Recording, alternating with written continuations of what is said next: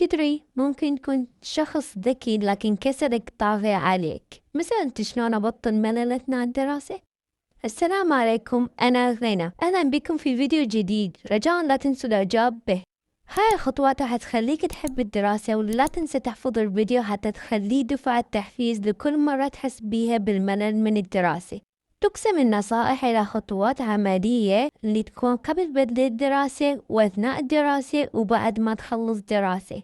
أولاً قبل بدء الدراسة، أول شي يفضل دائماً إن تختارين مكان تكونين دائماً تدرسين فيه. مهم إنه ما يكون فوضى وفيه الناس، لا، غرفة هادئة دائماً تدرسين فيها حتى تبرمجين عقلك إنه هذا المكان للدراسة، فكل ما تقعدين فيه راح تبلشين تدرسين. ثانياً حضري مكان دراسي، إذا ما عندك مكتب ممكن على أي طاولة مثل هاي، أو حتى تفرشين على الأرض وتقعدين تجهزين أغراضك عليه وأقلامك وكتبك ودفاترك. بس ممنوع أي سناكس يدخل هذا المكان الدراسي، وممكن لو أنت ملتزمة تحطي تليفونك لأنه راح يفيدك، بس لو ما تقدر تقاومي وتقومين تتصفحين به فبلاها أحسن. وثالثاً وضع خطة دراسية قبل ما تبلشي. خلي خطة ولو بسيطة، ممكن على الأقل تكتبين اسم المادة واسم التحضير وعدد صفحاته. مطلوب منك مثل حل التمارين وفهم الموضوع بسويه على شكل to do list.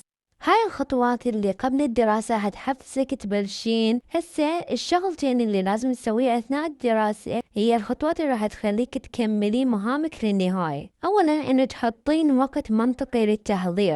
إذا تدين تركزين عليه تقدرين إنه تحطين وقت، وبعدها تخلين حفظ التحضير الأول وتحطين علامة، وبعدين تحطين وقت ثاني وتبلشين بالتحضير الثاني. وممكن تستخدمين تقنيات ثانية مثل البومودورو والستادي وذ مي. وصراحة أي وحدة راح تختارين تأكد إنك راح تدرسين 30 دقيقة والاستراحة ما تتجاوز إلى 10 دقائق، وإذا تقدرين أصلاً لا تحطين أصلاً استراحة. ثانياً بسط عليك الهدف. جربي إذا تحضيرك طويل تحفظين وتفهمين المقاطع المهمة، أو إنك تلخصين. ولو تريدين نصائح عن كيفية الدراسة فهذا موضوع الفيديو القادم، فلا تنسون تتفاعلوا حتى أنزله لكم بأقرب وقت. ثالث شي حط علامة صح على كل شي خلصتيه أول بأول حتى تتحفزين تكملين. هسه هاي خطوتين أخيرة سويها بعد ما تكملين دراسة راح تحفزك وتستمرين على هاي الجلسة كل يوم وكل مرة.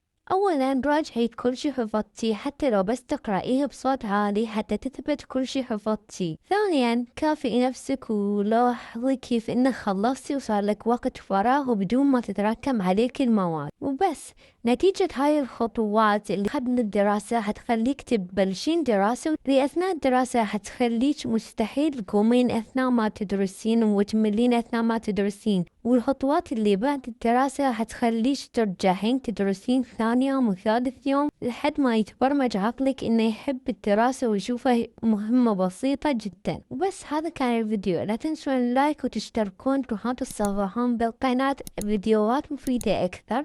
باي.